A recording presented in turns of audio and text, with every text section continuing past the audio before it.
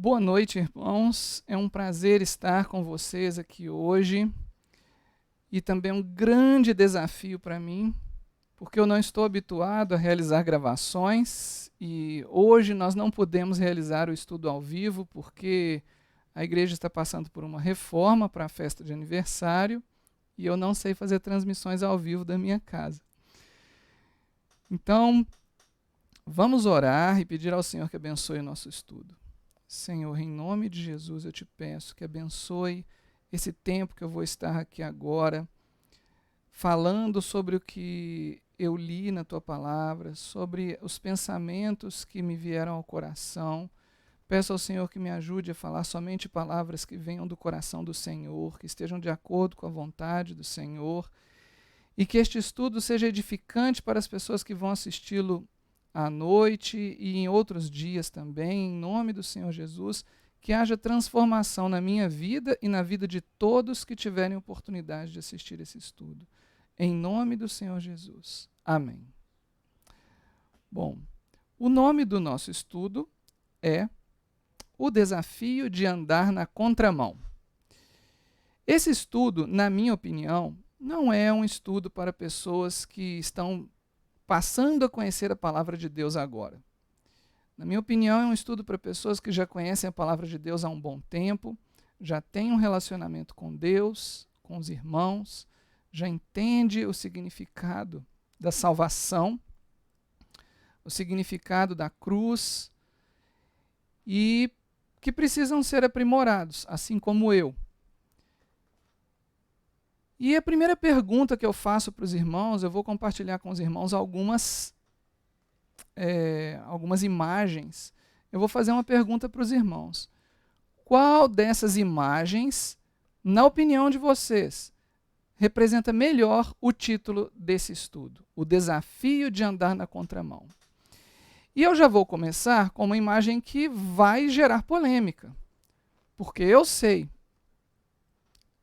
que no nosso meio, no meio das pessoas que dizem professar o Evangelho, há muitas pessoas que se envolveram afetivamente, se envolveram com muita força, com muita até violência em questões relacionadas à primeira imagem que eu vou mostrar para os irmãos.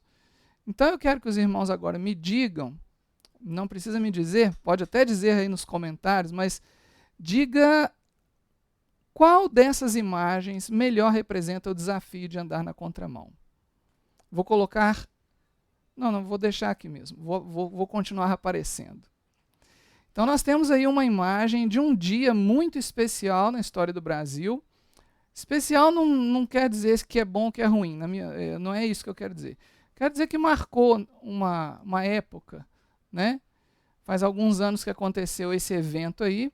Pelas cores de um lado e de outro da tela, dá para ver que são duas turmas bastante diferentes que estão ali presentes na esplanada dos ministérios, né?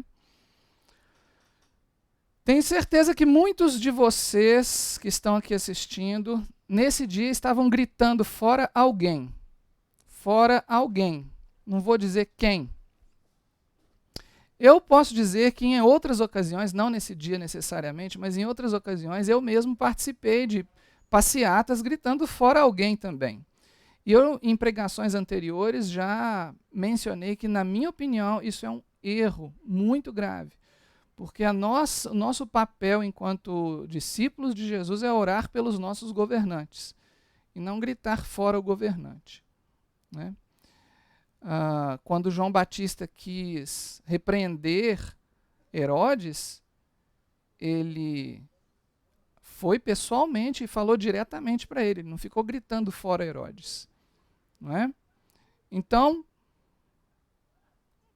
aqui nós temos uma foto e você deve estar dizendo, isso aqui sim é andar na contramão. Eu estava daquele lado ali, ó. Não vou dizer qual, não sei de que lado que você estava. Nem quero saber, não me importa. Mas você pode dizer, eu estava daquele lado ali, ó. E eu estava com certeza na contramão. O problema, meus irmãos, é que a contramão não é o lugar da maioria. Então, se em algum momento o que você estava defendendo virou maioria, provavelmente você não estava na contramão. Não é mesmo? Vamos dar uma olhada na próxima imagem. Isso aqui é a confluência do Rio Negro e o Rio Solimões. E essa cidade que vocês estão vendo aí do lado de cima da tela é a cidade de Manaus. O que estava acontecendo lá na Esplanada dos Ministérios é isso aí. Os dois lados estavam indo para o mesmo sentido. Ali nós temos um rio de águas transparentes, por isso ele tem essa aparência negra, né? E o Rio Solimões, que ele tem água barrenta. E por alguns quilômetros depois que os dois se encontram, eles ainda fluem com águas separadas. Só depois que eles se misturam. Lá na frente eles vão se misturar. E o que aconteceu lá na Esplanada dos Ministérios não é muito diferente disso. O que as pessoas estavam buscando lá era a mesma coisa. Era o controle do poder. Então não pense que você estava na contramão. Você estava no mesmo sentido. Seja lá qual for o lado que você estava. Próxima foto. Eu estou te desafiando, né? Você vai falar assim, não, mas isso aqui não é aula de política. Não, peraí, eu também não quero falar de política mesmo, não. Meu interesse aqui não é esse, não. Só quero te confrontar com um problema que você às vezes não pensa. Eu também não pensava. Mas eu passei a pensar sobre isso não faz muito tempo. A verdade é essa. Foi estudando Apocalipse que eu comecei a pensar sobre essas questões, principalmente. E essa foto aí? Tem um monte de guarda-chuvas e um diferentão lá no meio, né? Você vai falar assim, então esse aí sou eu. Peraí, olha só. Ser diferentão não quer dizer estar na contramão também. Pode ser que esteja todo mundo indo na mesma direção ali, no mesmo sentido, melhor dizendo. Né? Estar na contramão é estar no sentido oposto. Todo mundo vai para lá e eu vou para cá. Isso é estar na contramão.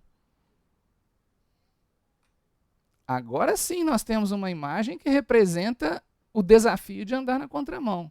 Um monte de peixes indo numa direção e um só, diferentão, e indo na contramão. Indo no sentido oposto dos outros peixes. Não é mesmo? Eu queria que os irmãos refletissem um pouco sobre o significado desse andar na contramão, justamente porque agora nós vamos dar uma olhada em alguns textos bíblicos e a gente precisa entender a diferença entre ser um discípulo de Jesus e não ser um discípulo de Jesus para a gente tomar certas atitudes. Esse peixe aí representa muito bem o que é ser um discípulo de Jesus.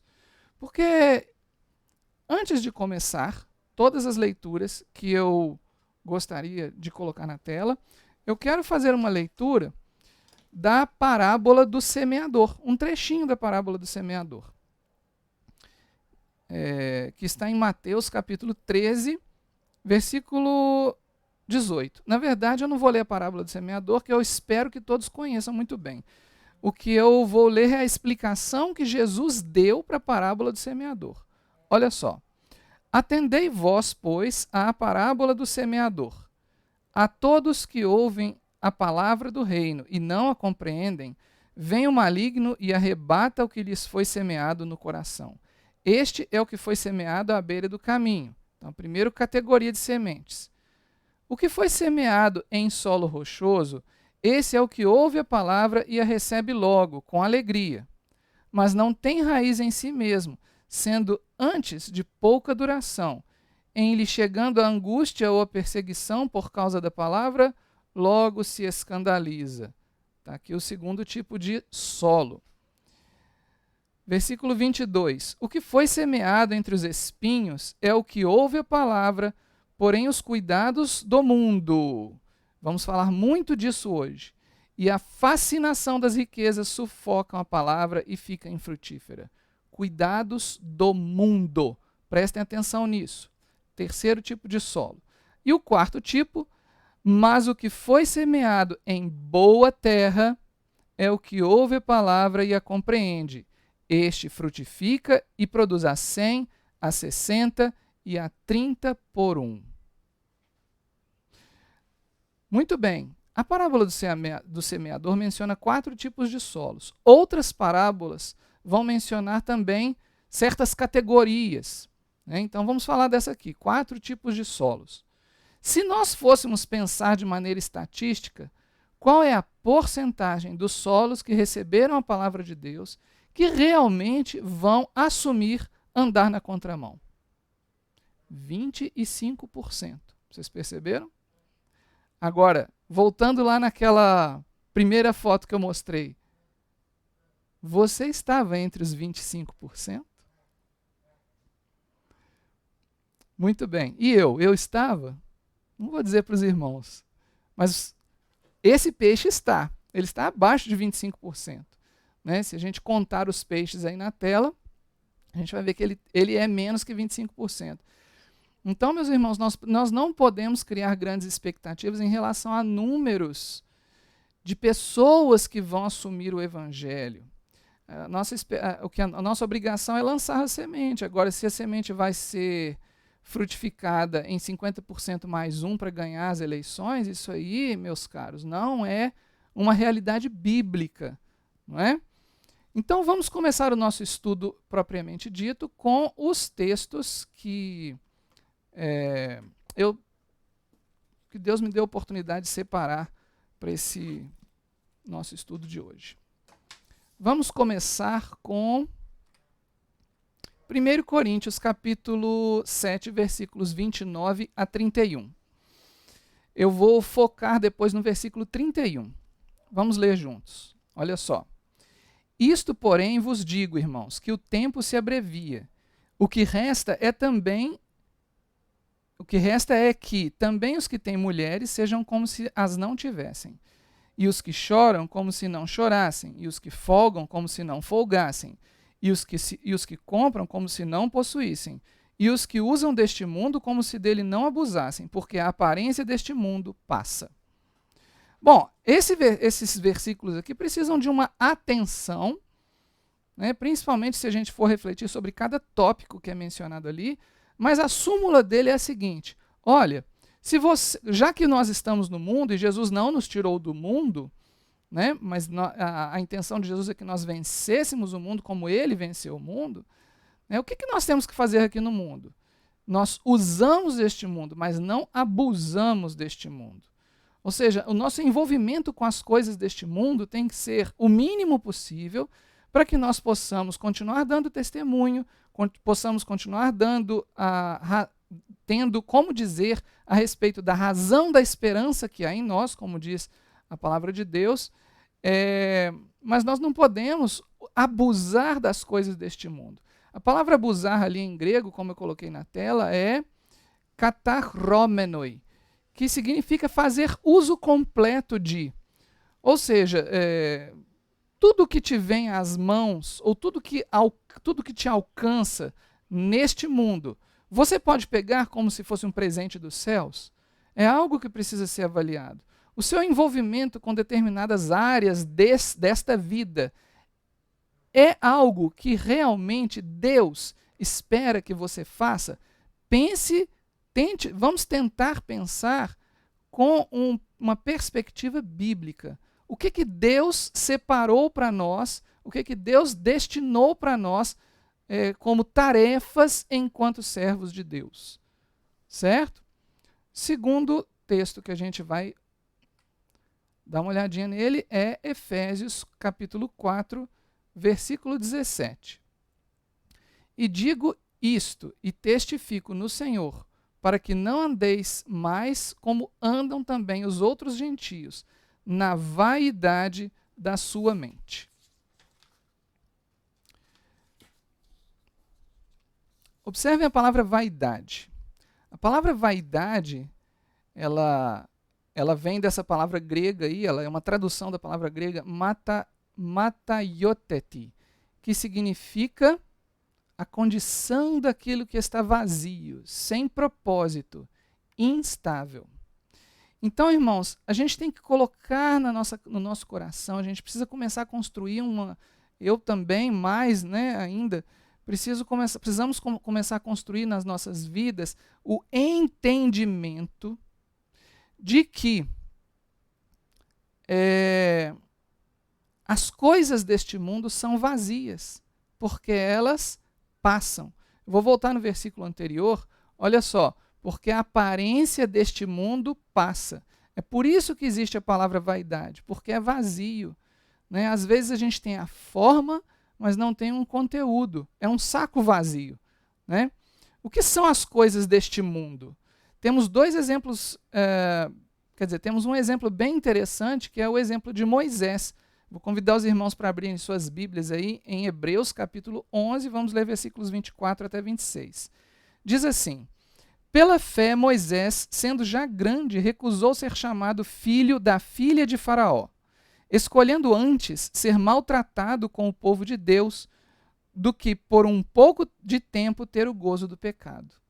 Porque ele pensou em algo cuja aparência não passa. Ele pensou na eternidade. Ele não estava pensando na glória de ser parente do Faraó, né? 26. Tendo por maiores riquezas o vitupério ou a vergonha de Cristo do que os tesouros do Egito, porque tinha em vista a recompensa, que é eterna, né? Em 1 João capítulo 5, versículo 19, diz: sabemos que somos de Deus e que todo o mundo jaz no maligno. Jazer é um verbo da língua portuguesa que é uma tradução da palavra keitai, em grego, que significa estar reclinado, está deitado, está situado, está encaixado. Então, o mundo jaz no maligno significa que o mundo, como nós o conhecemos, está deitado, encaixado no maligno. Encaixado significa que ele tem a forma, percebem? Então, o mundo para nós, a glória do reino do Egito que Moisés recusou, é algo que não pertence aos filhos de Deus e a qual os filhos de Deus não pertencem. Não é nossa responsabilidade enquanto filhos de Deus assumir funções que estão deitadas e encaixadas e reclinadas, repousadas no colo do maligno. Muito bem. Não estou fazendo campanha contra votar, não estou falando vote nulo, não é isso não. Eu quero que os irmãos reflitam sobre tudo isso que eu estou dizendo, como uma maneira de aprimorar até o seu voto, né? Mas uma maneira de aprimorar também a sua relação com Deus, com a igreja, com o reino de Deus, porque isso é o que mais nos importa, tá bom? Então, voltando aqui, já falamos desse versículo, Efésios 4,17. Vamos para o próximo. Esse aqui eu acho que seria um versículo central quando a gente fala de andar na contramão. Romanos capítulo 12, versículos 1 e 2. Olha só. Rogo-vos, pois, irmãos, pela compaixão de Deus, que apresenteis os vossos corpos em sacrifício vivo, santo e agradável a Deus, que é o vosso culto racional. E não sede conformados com este mundo, mas sede transformados pela renovação do vosso entendimento, para que experimenteis qual seja a boa, agradável e perfeita vontade de Deus. Tem algumas palavras muito interessantes nesse versículo que eu quero compartilhar com os irmãos. Primeiro é a palavra racional. Racional aqui, ela em grego é logiken, que tem a mesma raiz da palavra lógico ou lógica. Então, ali nós estamos falando, o apóstolo Paulo está falando de um culto lógico, um culto ordenado, um culto razoável, um culto que tenha sentido, né? Então, isso talvez vá além da própria questão da liturgia do culto dentro da igreja. O culto dentro da igreja deve ser culto racional. Mas vamos lembrar que a nossa posição enquanto filhos de Deus é uma posição constante. Não é uma posição que só se alcança quando a gente vai à igreja. É uma posição que a gente tem que assumir dentro de casa 24 horas por dia, no nosso trabalho, na escola, na rua, na caminhada, no supermercado, nas compras. Então, nós temos de, com a nossa vida, cultuar a Deus. E aí vem a questão, né, a explicação, ou melhor dizendo, algo que tem que acontecer paralelamente, como um pré-requisito desse culto racional. Não sede conformados com este mundo. E não sede, ou seja, tem que fazer isso também. Não é só cultuar, dizer glória a Deus. Mas olha lá, e não sede conformados com este mundo. O que quer dizer conformado? A palavra conformado, ela vem de uma raiz muito interessante. A palavra, lá embaixo da tela está mostrando isso, a palavra é syschematistes. Opa, difícil de pronunciar, hein? Syschematiseste, que é a união de duas raízes. A raiz syn e a raiz schema. Muito bem. O que são essas duas coisas? Syn significa com e schema nada mais é que esquema. Então, nós não podemos nos envolver, de acordo com o apóstolo Paulo, com o esquema deste mundo. Acho que a palavra esquema é bem sugestiva, não é? Aqui não está falando só de ir na boate. Não está falando de ir no boteco. É algo mais. Está falando de um esquema. O que é o esquema deste mundo? Pense sobre isso. E o que é o mundo? A palavra mundo aqui, neste versículo, diferente de quase todos os outros, a palavra mundo aqui não é cosmos, né? Cosmos, que aparece frequentemente. Ela aqui, a palavra mundo que aparece aqui é aioni, que é de onde vem a palavra éon em português, né? Essa palavra se refere ao tipo de existência do tempo presente, ou seja, as coisas, as pessoas, as instituições, hoje elas existem de uma certa maneira. E é a essa certa maneira que se refere, portanto, essa maneira de existir que se refere à palavra aione, ou à palavra mundo. Então, nós não podemos nos envolver com o esquema deste modo de existir. Entendem? E o que o apóstolo Paulo coloca que nós temos que fazer em lugar disso? Sermos transformados. A palavra transformados é maravilhosa. Metamorfuste, que significa, tem a mesma raiz de metamorfose. É praticamente a mesma coisa, metamorfose. Vocês sabem o que é uma metamorfose? É quando uma lagarta se transforma em borboleta. Ela passa por um processo longo para se transformar em uma borboleta, por exemplo, né? Ou os insetos, em geral, eles passam por metamorfose. Então, o que o apóstolo Paulo está propondo é que nós passemos por uma metamorfose. Ou seja, que nós deixemos de ser alguma coisa e sejamos algo completamente diferente, né? E como é que isso se dá? Pela renovação do nosso entendimento, pela renovação da nossa maneira de enxergar as coisas, para que nós possamos experimentar qual seja a boa, agradável e perfeita vontade de Deus.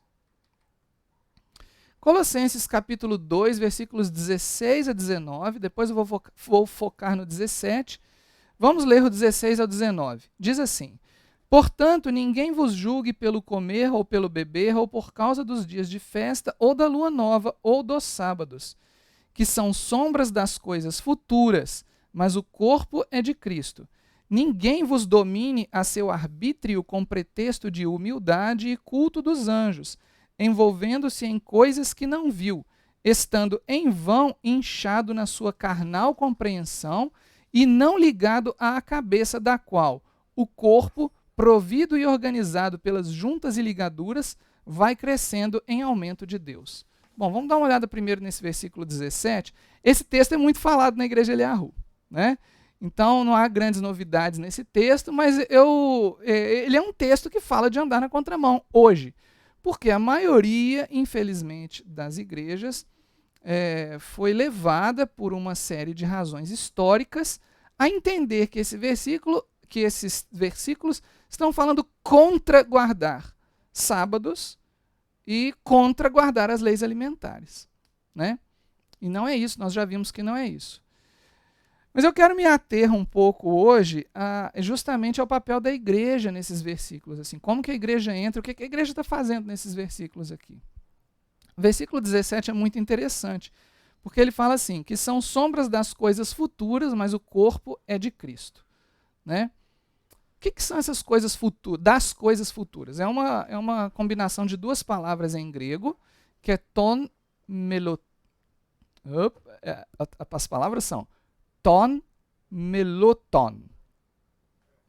Em que ton significa simplesmente o, a, os, as. Né? Em grego é um artigo definido neutro. Então, ele não está dizendo ali que seja masculino ou feminino, seja lá o que for. Né? Artigos neutros existem. Por exemplo, em inglês, o artigo the é neutro. Ele vale para masculino, feminino, singular e plural. Mesma coisa ali, o artigo neutro do grego. Né? A palavra meloton significa prestes a ser, prestes a acontecer, prestes a aparecer. Então, na verdade, que são sombras das coisas futuras poderia ser traduzidas como que são sombras do prestes a ser. Não faz muito sentido. Por isso que o tradutor teve que colocar a palavra coisa para fazer sentido. Para fazer algum sentido em português. Não necessariamente o sentido correto. Né? E eu não estou criticando com isso o tradutor, não. O trabalho de um tradutor é um trabalho extremamente difícil. Nós temos que respeitar esse trabalho. Né? E cabe a nós, que hoje temos muitos recursos, muitas ferramentas de estudo, cabe a nós averiguar as traduções, quando possível. Né? Eu já falei sobre isso nas minhas 2 últimas pregações, que é escondendo a palavra no coração. Quem perdeu, vai lá dar uma olhada, porque está no canal da igreja mesmo, porque nessas 2 pregações eu estou falando justamente sobre como usar as ferramentas que existem à nossa disposição. Né? Pelo menos assim, eu não estou dizendo como usar, mas estou dizendo quais ferramentas existem.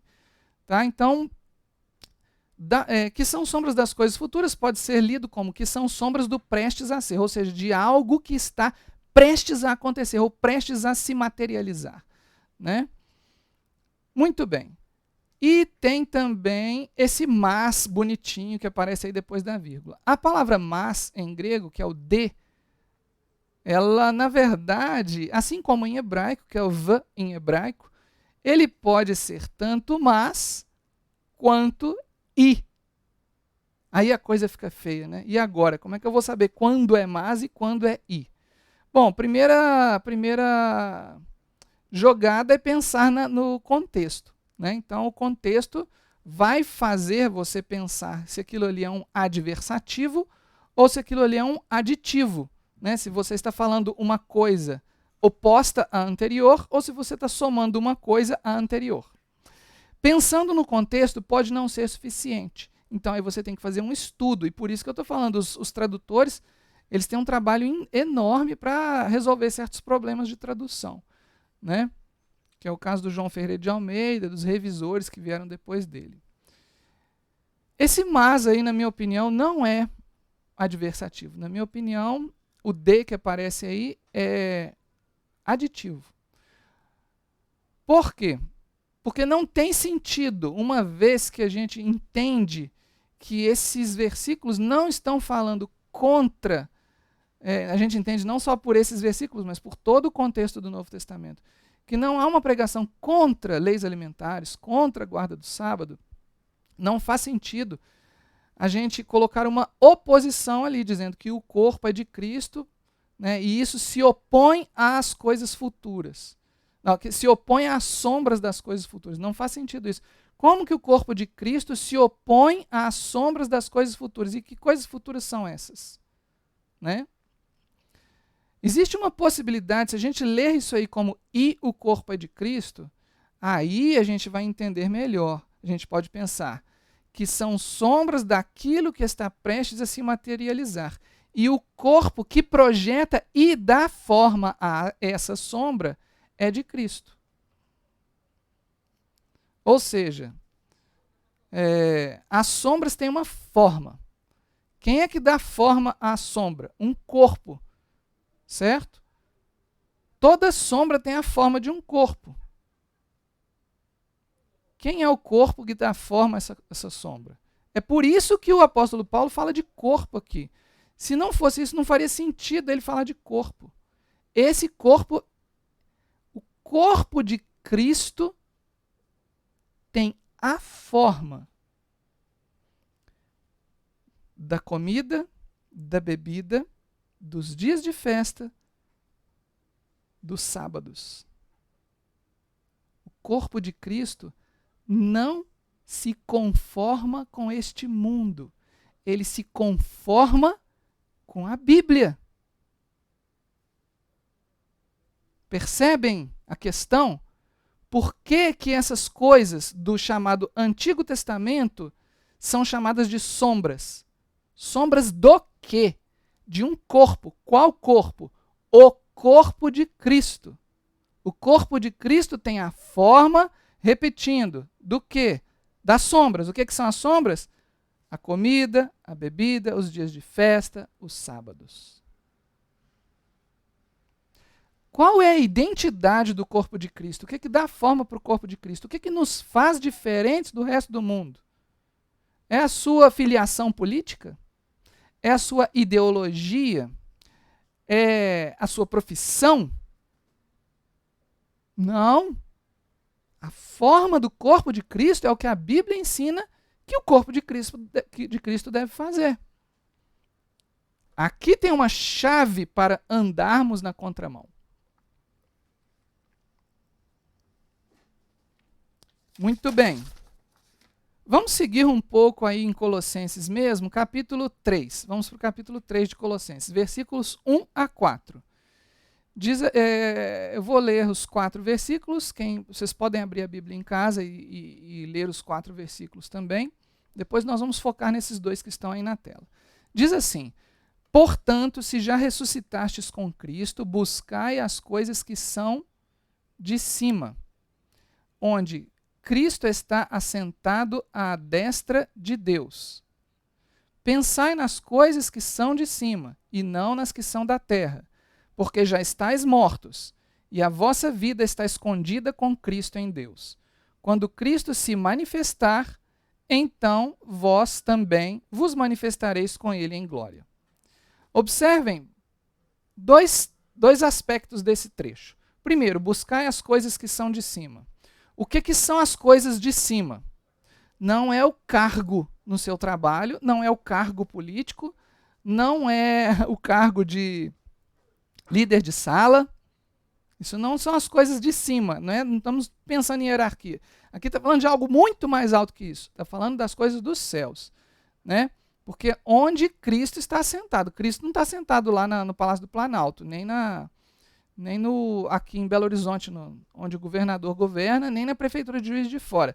Cristo está sentado à destra de Deus, certo? Então é disso que o apóstolo está falando. O apóstolo Paulo está falando para nós buscarmos as coisas que são de cima. E não, em outro momento, né, para nós vivermos como se não usarmos o mundo e não abusarmos dele. Ou seja, não usarmos esse mundo de maneira completa. Muito bem.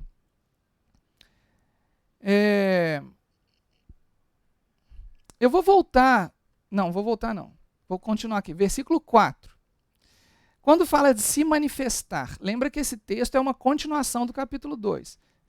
Quando Cristo, que é a nossa vida, se manifestar, então vós vos manifestareis com ele em glória. De que o apóstolo Paulo está falando? O apóstolo Paulo está falando do versículo 19. Versículo 19 do capítulo anterior. O que diz o versículo 19 do capítulo anterior? E não ligado à cabeça, da qual todo o corpo, provido e organizado pelas juntas e ligaduras, vai crescendo em aumento de Deus. Esse não ligado à cabeça se refere ao versículo 18, né, falando das pessoas que se incham em sua carnal compreensão. Mas aí depois ele dá um conceito, ele dá uma doutrina aqui. O corpo de Cristo, provido e organizado pelas juntas e medulas, vai crescendo em aumento de Deus, até que ele se manifeste no versículo 4 do capítulo 3. Então tem uma continuação. Vocês percebem por que, afinal de contas, que ele falou de corpo lá no versículo 17? Só faz sentido ele ter falado de corpo ali por causa disso. Porque ele está falando que esse corpo vai crescendo e adquirindo a forma. Ele vai adquirindo aquela forma e ele se revela em determinado momento não mais pelas sombras, mas pela volta de Cristo. Não mais pelas sombras, ou seja, não mais pelos sábados, pelas festas, pela comida, porque é assim que o corpo de Cristo obtém uma forma. Mas lá na frente ele se revela porque Cristo volta. Então, por isso que no versículo 4 aqui diz, quando Cristo, que é a nossa vida, se manifestar. E é por isso também que Paulo fala aqui no versículo 17, das coisas que estão prestes a se materializar. O que está prestes a se materializar? Sombras daquilo que está prestes a se materializar, daquilo que está prestes a acontecer. O que é isso? É a manifestação do corpo de Cristo, com Cristo em glória. Certo? Então, sombra da manifestação do corpo de Cristo com Cristo em glória. O corpo é de Cristo. Essa sombra é a projeção do corpo de Cristo e, portanto, tudo o que tem lá no versículo 16 é o que nós devemos fazer. Né? Vamos prosseguir. Bom, nós estamos caminhando já para a última parte desse estudo. Eu queria falar um pouco para os irmãos a respeito de algumas tendências que o mundo tem nos levado como sociedade a desenvolver. Né? E, infelizmente, essas tendências estão, muitas delas, fortemente penetrando a igreja. Penetrando o meio que deveria apenas testemunhar, proclamar e vivenciar o reino de Deus. Por isso, naquele estudo que eu dei, Sinais dos Tempos, parte 1 e 2, eu falo sobre a questão da igreja. O pastor Jimson falou também sobre isso no estudo do Apocalipse, naquela série de mais de 40 aulas que ele deu. A igreja, em algum momento, ela vai se distanciar tanto, a igreja é instituição, com CNPJ, vai se distanciar tanto do reino de Deus, que nós vamos ter que sair dela. Não como corpo de Cristo, a gente vai continuar sendo o corpo de Cristo, mas vamos ter que sair do meio onde as pessoas não vão estar mais defendendo ou proclamando o reino de Deus. Né? Vamos dar uma olhada nessas tendências. Hoje em dia tem uma palavra que está muito em moda, que é diversidade. A palavra diversidade está em moda, diversidade de opiniões, diversidade de gênero, diversidade de gostos, diversidade de tudo quanto há. Então, por isso que eu pus a palavra aí no plural, diversidades. Né? E uma outra coisa que está muito na moda também é a tal da selfie. Então, o que é selfie? Na verdade, selfie é uma palavra inglesa e ela é a tradução de um prefixo que a gente usa muito em português, que é auto. Né? Autosserviço, por exemplo. Self-service. Então, selfie significa aquilo que você faz para você mesmo. Né? Então, você tira foto de você mesmo, você está fazendo uma selfie. Você compra comida para você mesmo, você está fazendo autosserviço. Self também, self-service. Você faz qualquer coisa para você mesmo, isso é uma selfie. A questão é que a palavra selfie ela está intimamente ligada também à ideia de egoísmo e de consumismo. Você consome para você mesmo, você se agrada daquilo, então você consome mais e consome mais para você mesmo, para se alimentar e se alimentar. E você pensa cada vez mais no seu próprio ventre. Né? E eu também. Então nós estamos dentro desse mundo onde as coisas são feitas para cada um fazer o que quer. Diversidade, por que a palavra diversidade está junto com selfie aí? Por que elas estão interligadas? Porque se cada um pode ter o seu próprio gosto, ter o seu próprio gênero, ter a sua própria profissão, ter o seu próprio... Se cada um pode ter o seu próprio que quiser, ele também pode fazer o que ele quiser para si mesmo. Ele não tem mais que fazer nada para ninguém. Eu sou meu corpo me pertence, eu faço o que eu quiser do meu corpo, eu sou dono do meu corpo, então eu posso cortar minha língua, fazer língua bifurcada, eu posso colocar piercing na testa, eu posso colocar largador de orelha, posso... Tem cirurgia de mudança de sexo hoje em dia, eu posso fazer o que eu quiser com o meu corpo. O corpo é meu, eu faço o que eu quiser. O problema é que isso esse pensamento de o meu corpo é meu, eu faço com ele o que eu quiser, é um pensamento absolutamente oposto à vontade de Deus. O nosso corpo é de Deus, nós pertencemos a Deus. O nosso corpo é um veículo, tem que ser um veículo do Espírito Santo. Então eu não posso sair marcando o meu corpo do jeito que eu quiser. Fiz uma pregação também muito tempo atrás que chama Reabilitados para Dominar.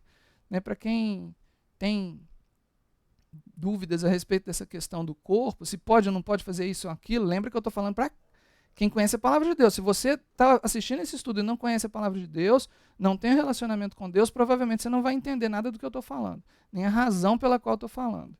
Mas quem conhece, vai lá e assiste o estudo Reabilitados para Dominar, também no canal da igreja. Tá? Tem uma outra tendência também, que são as novas tecnologias. Razão, quer dizer, que cria, por exemplo, as condições para eu estar gravando um estudo como esse aqui hoje. Eu estou usando um monte de tecnologias que eu nunca tinha usado na minha vida, até hoje. Então, realmente, assim, hoje é a primeira vez, por exemplo, que eu estou usando o OBS Studio. Primeira vez de todas. Então, realmente, para mim, é uma grande novidade, né? As novas tecnologias têm suas belezas, têm suas utilidades, mas elas também alimentam esse sentimento do egoísmo, porque agora eu posso ficar em casa, posso trabalhar em casa, eu não preciso mais ter contato com outras pessoas, né? Sei que muita gente precisa trabalhar presencialmente, mas no momento no momento não mais, porque agora nós estamos voltando ao presencial, mas durante 2 anos, praticamente, o trabalho dos professores foi em casa. Né? Muita coisa funciona e muita coisa não funciona desse jeito. E muita gente acaba, por causa dessas facilidades, agora não estou falando do trabalho, mas estou falando do seu tempo livre, muita gente começa a achar que agora você pode ter relacionamentos de amizade só pelo celular. Eu não preciso mais me encontrar com as pessoas para ter comunhão. Eu posso ter comunhão pelo Facebook, pelo Instagram, pelo WhatsApp e assim por diante. Isso não é uma verdade bíblica também. Mesmo a comunhão, mesmo isso que nós estamos fazendo aqui hoje, vocês estão me assistindo e, de certo modo, vocês estão aprendendo da palavra de Deus, mas isso não é a comunhão. Primeiro que isso aqui é uma gravação. Então eu não estou em comunhão com vocês porque eu não estou em tempo real. Talvez eu esteja no chat, mas durante o horário do estudo, né?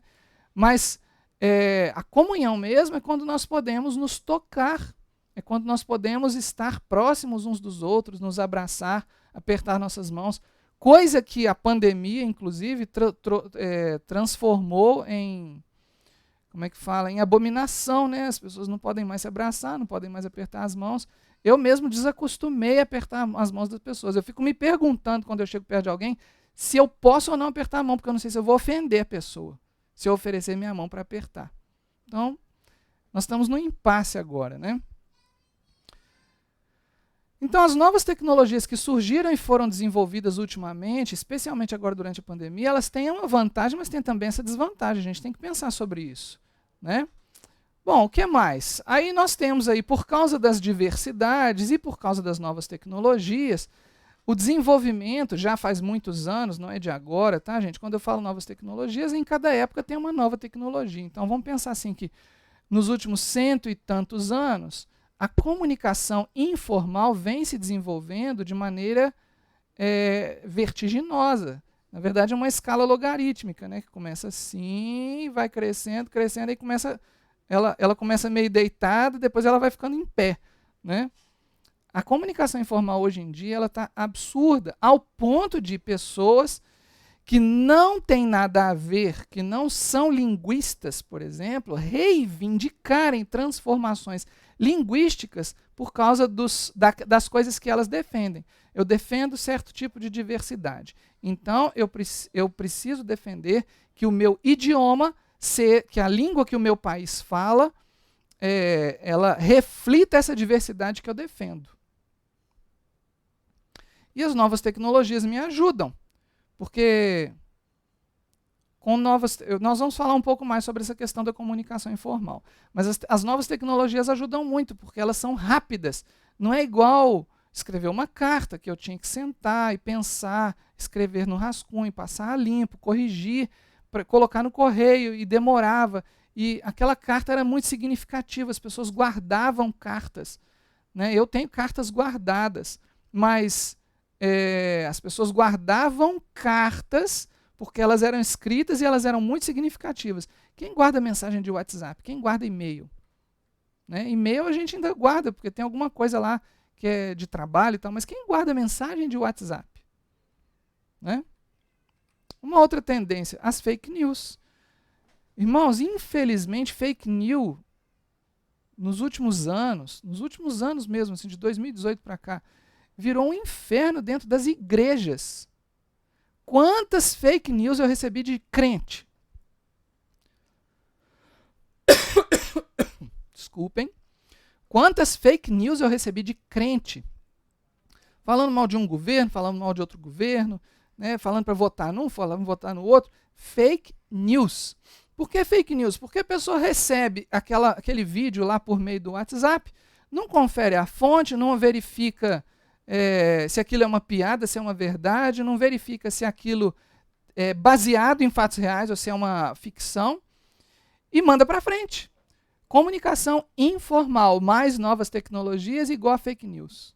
Impressionante isso. E triste, porque Satanás é o pai da mentira.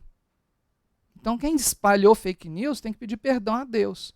Eu, pelo menos disso, eu posso dizer, eu não espalhei fake news.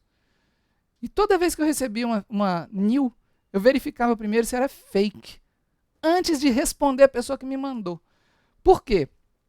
Eu não ia espalhar, mas ao ver que uma mensagem era fake, eu tinha que dizer para a pessoa, olha, sinto muito, essa defesa que você está fazendo, ela se baseia numa mentira. Tem que pedir perdão a Deus. Só que eu não falei isso para a pessoa, né? Estou falando agora. Se você é uma das pessoas para quem eu disse, sua new é fake.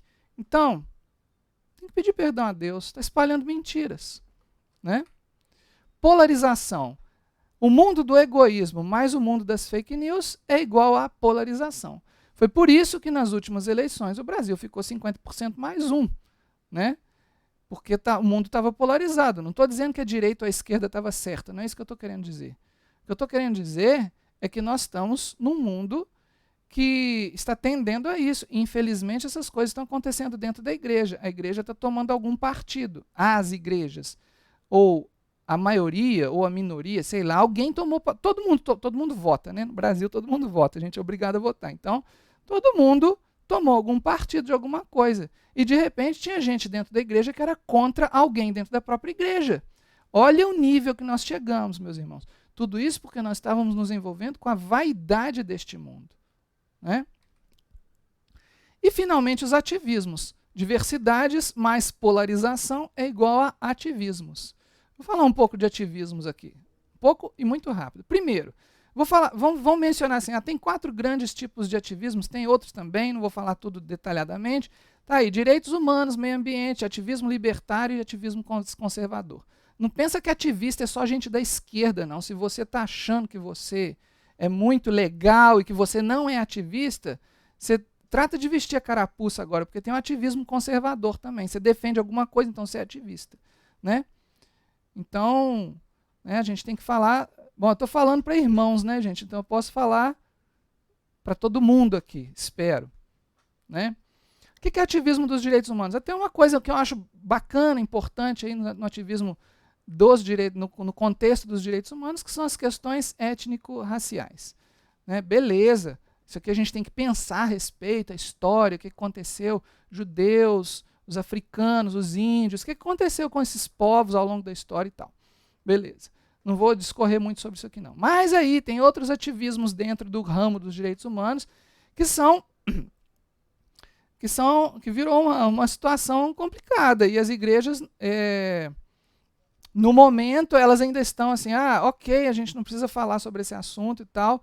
Mas eu vou dizer uma coisa, é por causa de falar do jeito errado que esses ativismos aí estão ganhando força. Por causa das igrejas falarem do jeito errado que esses ativismos estão ganhando força. Eles vão ganhar forças mesmo. Isso aí é bíblico, né? Então tem aí dentro do ramo dos direitos humanos as questões de gênero, e isso aí bifurca, né, no ramo da diversidade de gêneros e do feminismo. Irmãos, pelo amor de Deus, se algum momento no nosso coração passa a possibilidade de nos afiliarmos a essas correntes de ativismo, nós temos que ajoelhar, orar, pedir perdão a Deus, jejuar e ler muito a Bíblia para a gente entender que isso aí não é de Deus. Tá? Isso aí não é de Deus. O ativismo do meio ambiente também bonitinho, legal e tal, né? Assim, a gente falar sobre proteção da floresta, dos oceanos e tal. Mas aí tem uma coisa meio distorcida, né? Direitos dos animais. Na verdade, irmãos, na condição de filhos de Deus, nosso dever é proteger os animais, realmente defender os animais, defender as plantas, defender os oceanos. Mas será que a gente tem que falar em direitos dos animais? Os animais têm direitos, né? Quando eu vejo o Código Civil, por exemplo, eu vejo que direito tem quem é humano, quem nasceu, né? Isso é para a gente refletir, não estou defendendo nada específico aqui, não. Agora vem a coisa mais paradoxal, mais esquisita de todas. Porque, assim, vamos falar de ativismo libertário. E todo mundo vai associar isso aqui com a esquerda imediatamente, né? Porque aí tem o ativismo libertário econômico, o ativismo libertário social. E a esquerda é isso aqui. Aí todo mundo fala que a esquerda é o capeta. Mas presta atenção, o ativismo conservador também é econômico e social, né? E a gente tem que pensar sobre isso. Deveria o conservador... Eu vou dizer assim, é possível alguém ser libertário e conservador ao mesmo tempo? É até possível. Por exemplo, alguém poderia ser libertário do ponto de vista econômico e conservador do ponto de vista social. Você já pensou nisso? Será que o ativismo que você está defendendo agrada a Deus? Pensa bem, você está falando assim, não, porque eu sou conservador. Mas pensa bem, será que o que você está defendendo nesse bolo todo agrada a Deus mesmo? Será que é bíblico isso aí, tudo que você está defendendo? Né? Eu não estou defendendo nem nada aqui não, tá, irmãos? Na verdade, eu estou falando contra. Né? Vocês estão vendo que eu estou falando contra. Mas se você quer defender alguma coisa, pense sobre isso. É bíblico? Deus vai se agradar disso que eu estou defendendo? Né? O que é comunicação informal? Essa aí é a maior praga, né, que eu estou tentando falar. Assim, a gente vai falar de escrita, de fala, de gestos, de aparência, de símbolos. A gente transmite uma mensagem com a nossa comunicação. A roupa que a gente usa, a gíria que a gente fala, os símbolos, né, as estampas que aparecem, né, na minha roupa. Graças a Deus, hoje eu não tenho nenhum símbolo na minha roupa, nenhuma marca. Não é roupa de marca. Então, se eu estou usando um tênis de uma marca tal, o que essa marca defende? A gente já pensou nisso? O que eu estou defendendo quando eu uso aquela marca? O que eu estou defendendo? O que eu estou querendo transmitir quando eu pentei meu cabelo de um jeito ou de outro, quando eu faço a minha barba de um jeito ou de outro, quando a mulher usa um brinco de um jeito ou de outro, ou um alargador de orelha, ou um piercing, ou uma tatuagem? Qual é a mensagem que você, lembra que eu estou falando para crentes, qual é a mensagem que você quer transmitir com isso? A respeito de tatuagem, mais uma vez recomendo a pregação Reabilitados para Dominar. Tá? A maior praga que nós temos vivenciado é esse problema da comunicação informal, que está penetrando a nossa vida o tempo todo, né? Inclusive dentro das igrejas. Nós precisamos repensar isso aí. O mundo jaz no maligno. Nós precisamos falar como o mundo, precisamos nos vestir, escrever, gesticular como o mundo, usar os símbolos do mundo. Lembra, nós usamos o mundo, mas não abusamos dele. Vamos ler juntos esse trecho aqui. Isso aqui eu não tenho muito o que explicar, é o apóstolo Tiago que está explicando. Vamos gastar alguns minutos nessa leitura, Convido a todos a lerem. Tiago capítulo 3 e capítulo 4, eu fiz uma seleção de versículos. Vou ler na tela, eu vou colocar tela cheia para a letra ficar maior, tá bom? Ora, nós pomos freio na boca dos cavalos para que nos obedeçam e conseguimos dirigir todo o seu corpo. Vede também as naus que, sendo tão grandes e levadas de impetuosos ventos, se viram como um bem pequeno leme para onde quer que a vontade daquele que as governa. Assim também a língua é um pequeno membro e gloria-se de grandes coisas. Vede quão grande bosque um pequeno fogo incendeia. A língua também é um fogo. Como mundo de iniquidade, a língua está posta entre os nossos membros e contamina todo o corpo e inflama o curso da natureza e é inflamada pelo inferno. Porque toda a natureza, tanto de bestas feras como de aves, tanto de répteis como de animais do mar, se amansa e foi domada pela natureza humana. Mas nenhum homem pode domar a língua. É um mal que não se pode refrear. Está cheia de peçonha mortal. Com ela bendizemos a Deus e Pai, com ela amaldiçoamos os homens, feitos à semelhança de Deus. De uma mesma boca procede bênção e maldição. Meus irmãos, não convém que isto se faça assim. Bom, deixa eu voltar aqui. Esse texto que nós lemos fala da língua, mas eu quero estender o significado dele para a língua, para todas as linguagens através das quais nós expressamos as nossas ideias ou os nossos ideais. A gente tem que pensar que a maneira como nós nos comunicamos incendeia uma floresta. Pode ter veneno na nossa comunicação. Nós podemos estar apoiando alguma coisa que é contrária à vontade de Deus. Certo? Vamos continuar lendo aí. Tiago, capítulo 3. Aliás, é isso mesmo. Tiago, capítulo 3, versículo 13. Diz assim. Vou colocar a tela cheia de novo. Quem dentre vós é sábio e entendido, mostre pelo seu bom trato as suas obras em mansidão de sabedoria. Mas se tendes amarga inveja e sentimento contencioso, ou seja, ambição, rivalidade, mais uma vez, pensa nos seus ativismos. Se tem sentimento contencioso em vosso coração, não vos glorieis, nem mintais contra a verdade. É para você ser verdadeiro com você mesmo, irmão. Essa não é a sabedoria que vem do alto, mas é terrena, animal e diabólica. Porque onde há inveja e espírito contencioso, ou seja, ambição e rivalidade, aí há perturbação e toda a obra perversa. Mas a sabedoria que vem do alto é, primeiramente, pura, depois pacífica, moderada, tratável, cheia de misericórdia e de bons frutos, sem parcialidade e sem hipocrisia. Ora, quer dizer, não sejamos hipócritas conosco mesmos, sem parcialidade, ou seja, não é imparcial, não tem divisão. Ora, o fruto da justiça semeia-se na paz para os que exercitam a paz. E o versículo 4 do próximo capítulo diz: adúlteros e adúlteras, não sabeis vós que a amizade do mundo é inimizade contra Deus? Portanto, qualquer que quiser ser amigo do mundo constitui-se inimigo de Deus. Bom, esses últimos versículos do capítulo 3 eu quero ler numa outra versão. Essa outra versão ela esclarece um pouco mais isso aí para a gente. Olha só, nova versão transformadora. A sabedoria que vem do alto versículo 17. Mas a sabedoria que vem do alto é antes de tudo pura, também é pacífica, sempre amável e disposta a ceder a outros. É cheia de misericórdia e é fruto de boas obras. Não mostra favoritismo e é sempre sincera. E aqueles que são pacificadores plantarão sementes de paz e ajuntarão uma colheita de justiça. Irmãos, vamos pensar no que nós estamos defendendo. Vamos pensar com que nós estamos nos envolvendo. Vamos pensar, irmãos, em que sentido da estrada nós estamos caminhando, se é no sentido do reino dos céus ou se é no sentido do reino deste mundo.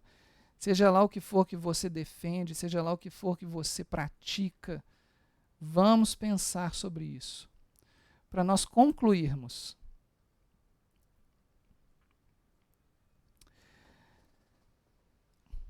O desafio de andar na contramão.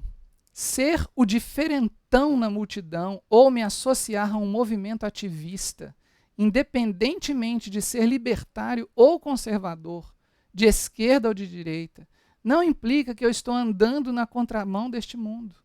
Pelo contrário, pode significar que eu estou indo no mesmo sentido que o resto. O mesmo vale para o coletivo dos membros do corpo de Cristo. O que mostra que nós estamos na contramão é o quanto estamos dispostos a deixar de almejar, desejar e defender as causas, as vaidades, o vazio deste mundo. Como fez Moisés, para buscar e, como quem lança semente de paz para uma colheita de justiça, proclamar também o poder do Messias de Israel, Jesus, na condição de único e suficiente Redentor de cada um, de todos e de tudo. Vamos ficar com essa reflexão, vamos ficar com isso nas nossas mentes, vamos orar, pedir a Deus para estabelecer na nossa vida a capacidade de andar na contramão deste mundo, para nós podermos estar naqueles 25% da parábola do semeador. Amém? Que o Senhor abençoe a todos, que o Senhor abençoe os seus estudos, que o Senhor abençoe o seu trabalho, que o Senhor abençoe o seu desejo de se aproximar dEle e que nós possamos cada dia mais nos aproximarmos da estatura do varão perfeito de que fala a palavra de Deus, que Deus espera que nós venhamos a ser. Em nome de Jesus. Amém.